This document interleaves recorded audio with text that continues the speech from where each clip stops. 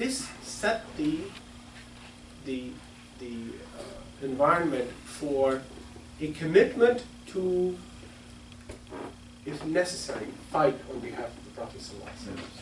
And you recognize that once the Prophet migrates, how many months, how many weeks does it take before the Quraysh decide to attack? It's within the first year.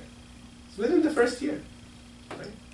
So the Prophet was aware that once he leaves Mecca, the leadership of the Quraysh is going to be so agitated that they will not stop at anything. They've already talked about killing him. They've already abused him, and so on and so forth.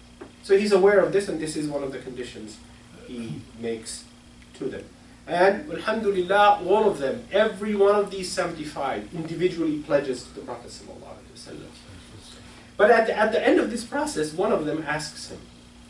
He says, I give you my pledge that you protect, he says to him, what happens, Ya Rasulullah, if after we have given all this pledge to you, and in the future you are successful, and you can come back to Mecca, will you return to Mecca? You know, they ask him. And the Prophet ﷺ says, no, it would never be. Your blood will be my blood in life and death. I will be with you and you with me. I will fight for whom you fight, and I will make peace with whom you make peace. This was a pledge back from the Prophet ﷺ to Ahlul Yathrib. And the Prophet ﷺ kept this promise. You see, in less than 6 or 7 years from these set of events, the Prophet ﷺ came back. Right? In less than 10 years, the Prophet ﷺ came back victorious, but he didn't stay in Mecca. He could have. This was his home. This was his home. He could have stayed there, but he didn't stay there. He went back with the people of Medina.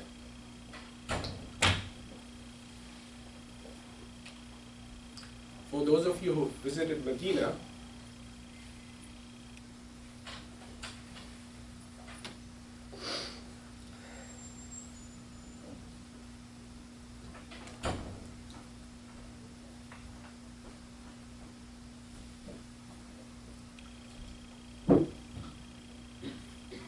you will see this in Ahlul Medina.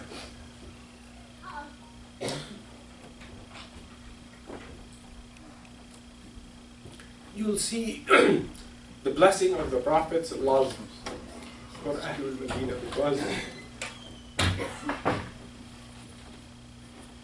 because they supported him and they aided him when no one else would. So these 75 people commit to the Prophet ﷺ, and the Prophet commits to them to be always with them and never to abandon them. This is a beautiful commitment between these people and Rasulullah ﷺ. And then they leave, and as they're leaving, this news begins to flood back into Mecca, because remember, they're meeting at this place called Aqaba, which is essentially very close to where the current Jamarat are located. It's very close to that place. So when some of the leaders of Quraysh hear this, they run after these 75 people as they're leaving back to Yathrib, and they're able to catch up to one of them, Sa'd ibn Ubadah, and they torture him until Mut'im ibn Adi, the one who is the protector of Prophet ﷺ, gets him free and helps him leave. So now, after this Hajj season is over, the Muslims in Mecca, the followers of the Prophet ﷺ in Mecca who are living there, they have now understood that this very significant relationship has been established by the Prophet, and that there are obviously many supporters who have arisen. Okay? Many compared to the situation that they're facing in Quraysh and in Mecca, but nevertheless the numbers are still tiny. You know, at this point in time, maybe there is 2,500 to 3,000 people between those and the Khazraj and the 3 Jewish tribes living in the environment of Yathrib. So you've got 75 people who came. It's a tiny number compared to 2,500, 3,000 people. Okay, and Mus'ab ibn Umayr worked the previous year on this effort to get people to understand this deen and this message of the Prophet in preparation for his arrival. So now, the people in Quraysh begin to leave in ones and twos, in small groups. Right? And we have to recognize that some of you have experienced this, some of you have experienced the decision to leave one place to go to another place because you're seeking something better. Right? And in this case, what are these people doing? Imagine they're leaving their own home. Okay? And the only reason why they're going is because the Prophet ﷺ has said, maybe if we leave and go to Yathrib, there will be an environment of sanctity in which we'll be able to expand the message of Allah subhanahu wa ta'ala. This is why they're leaving. Okay? They are potentially better off with their own families, with their own financial assets that are in Mecca, and a lot of them left, and their assets were seized by the Quraysh leadership. They couldn't take all their stuff with them, okay? Because they had to leave under cover of darkness, pretending to go somewhere else. They had to leave stealthily. All of them, most of them left stealthily, save one, Umar. Right? When Umar leaves, what does he do? He goes out to the Kaaba and he says to everybody, he says to them, I'm emigrating. He who wants to leave behind him a bereaved mother, a widow, or an orphan child can meet me beyond this valley. He was the only one who did this. Right? He was the only one who told everybody publicly, I'm leaving, you want to come and get me? Meet me outside. Right? This was a man, radiallahu anhu, who had courage. He was a big man too. Right? He was big and tall. And he would take you out. He would not hesitate to take you out. Right? Think about that kind of person. And that's what he said. He made it very clear, I'm going. You want to tackle me? Come outside. Okay? Nobody did. Right? Nobody did. So the truth is that your faith can be a source of great power when you know how to leverage it. When you know how to leverage it. Right? And that's a great lesson from the way Umar did what he did. There were cases of people leaving who were held back. Right? This is the issue. This was the case with Hisham ibn al-As and Ayyash ibn Abi Rabi'ah. They left, and then their half-brothers, Ayyash ibn Abi Rabi'ah's half-brothers, told him a lie. They told him that your mother is saying that she will kill herself if you don't come back. So he felt very concerned, and Umar warned him, hey, don't listen to them. Don't listen to them because this is a lie. Nevertheless, he listened to them, and he came back, and then Abu Jahl and Harith ibn Hisham, who are his half-brothers, captured him, they tortured him, to the point of forcing him to renounce his deen. And of course, both of them felt very, very saddened by this, because they were forced, they were tortured into doing this. And Allah subhanahu wa ta'ala, very, very, very close to the beginning of this event, revealed, قل يا عبادي الذين أسرفوا على أنفسهم لا تقنطوا من رحمة الله إن الله يغفر الذنوب جميعا إنه هو الغفور الرحيم. So Allah subhanahu wa ta'ala revealed this in Surah al-Zumar.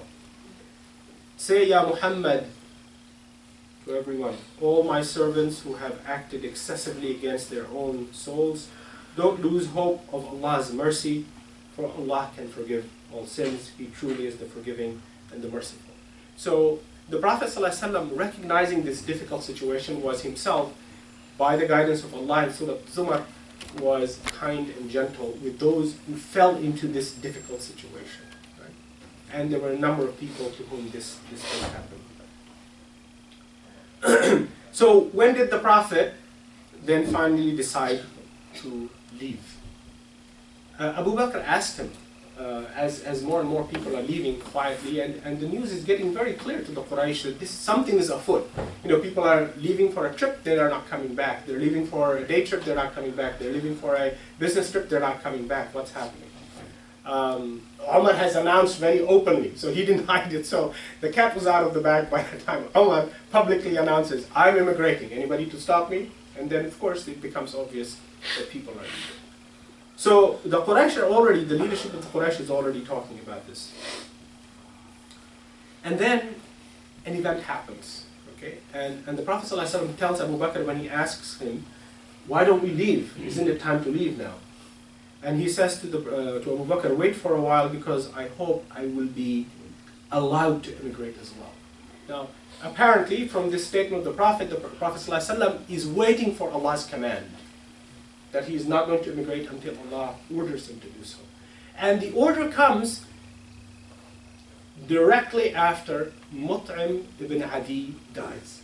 Mut'im ibn Adi is his protector. Remember, when he came back from Ta'if, he couldn't enter Mecca until Mut'im ibn Adi, this is about a little over 2 years before this point, gives him his protection. Mut'im ibn Adi passes away. And the Prophet ﷺ goes to Abu Bakr and says, Allah has ordered me to leave. And Aisha says that this was a very happy news for Abu Bakr, to the point that he wept. He wept at this good news. And Aisha says, this was the first time I saw a person weeping at good news, because this was a great relief to Abu Bakr. So then they decide to leave. And I want to wrap up with just a narration of the incident of, and you all know this story, but it's important to sort of connect it to how Allah is guiding the Prophet ﷺ, and Allah is guiding this whole event. The Prophet decides to depart, and that evening, which is the one before the morning when he's going to depart, or that evening before the night that he's going to depart, people are sort of aware of this. They have become aware of this. So they are aware that he's planning to leave. They're not aware of when. Abu Jahl gathers all the leadership of the Quraysh in that place of gathering in Mecca, and they decide they need to do something about it. And he persuades them. And Abu Lahab, who is a relative, an uncle, a direct uncle of the Prophet, purposefully doesn't attend this meeting. So they gather together, and they decide that we're going to kill him. But in order to avoid the bloodshed that results in one family killing a member from another family, what is their decision? You know this. That a young man from every family in Quraysh will simultaneously plunge their daggers into the Prophet's chest. Right? This is their decision. And so they proceed on this particular night, and the Prophet is aware of this. So the Prophet ﷺ, these people gather after dusk, after it's night, and they can hear his family inside. They can hear them, and they decide, okay, we are going to guard this place, and in the morning when he comes out for Fajr, we will kill him. Of course, the Prophet ﷺ is informed by Jibreel alayhi salam once again. Right? He was informed of their plan, and he was informed of this specific night that they chose.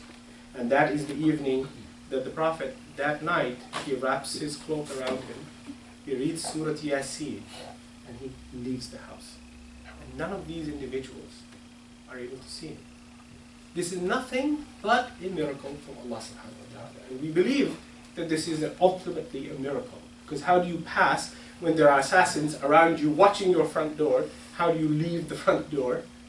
Okay, because the Prophet ﷺ read Surah Yasin. And Allah subhanahu wa ta'ala reminds us in Surah Yasin, وَجَعَلْنَا مِن بَيْنِ أَيْدِيهِمْ سَدًّا وَمِنْ خَلْفِهِمْ سَدًّا فَأَغْشَيْنَاهُمْ فَهُمْ لَا يُبْصِرُونَ وَسَوَاءٌ عَلَيْهِمْ أَأَنذَرْتَهُمْ أَمْ لَمْ تُنذِرْهُمْ لَا يُؤْمِنُونَ. We have put a wall of uncertainty in front of them and behind them and covered them in the darkness of ignorance. So they can't see a thing. It's all the same whether you warn them or don't warn them, for they won't believe. This is in Surah Yasin that is revealed after this incident. This is part of Surah Yasin revealed after this incident. And this is a reference to how the assassins couldn't see the Prophet ﷺ. Now, of course, the meaning of this is not simply for those assassins, it's a much broader meaning, but its occasion of revelation is this departure of the Prophet. And these people are sitting, waiting, the Prophet leaves, he goes to Abu Bakr's house, and they get prepared, and they leave that very night. Okay? In the pathway, another person sees the Prophet ﷺ depart, and he comes, because he's aware of this, he comes to these assassins and tells them, listen, I've seen the Prophet leave. And they laugh at him. They say, no, he's still inside. They look, they peep in, and of course, who is lying in his bed? Ali. That the Prophet is instructed to wear his cloak and lie in his bed. So they see, they say, yeah, we're fine. Right? This whole incident, obviously, is a clear indication of the nubuwwah of the Prophet ﷺ. This cannot happen by the management of a human endeavor. You cannot do this. So let us lean into this knowledge of the Prophet's seerah to understand Allah helps when our commitment to Allah subhanahu wa ta'ala is crystal clear. So I invite you to think about this and renew our commitment to obeying Allah subhanahu wa ta'ala and obeying His Prophet sallallahu alaihi wasallam.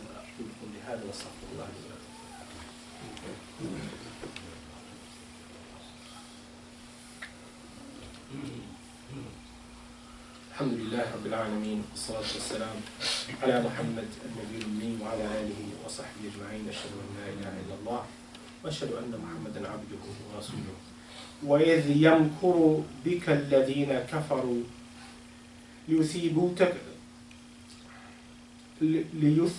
ليثبتوك أو يقتلوك أو يخرجوك ويمكرون ويمكر الله والله خير الماكرين.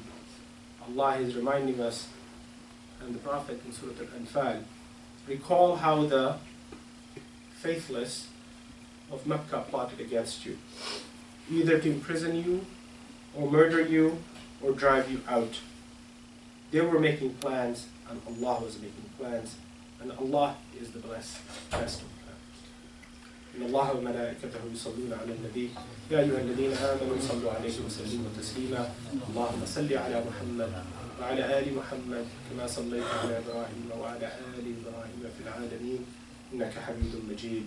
ربنا آتنا في الدنيا حسنة وفي الآخرة حسنة وقنا عذاب النار. ربنا لا تزغ قلوبنا بعد إذ هديتنا وهب لنا من لدنك رحمة إنك أنت الوهاب. عباد الله إن الله يأمر بالعدل والإحسان وإيتاء ذي القربى وينهى عن الفحشاء والمنكر والبغي يعظكم لعلكم تذكرون. وأقم الصلاة.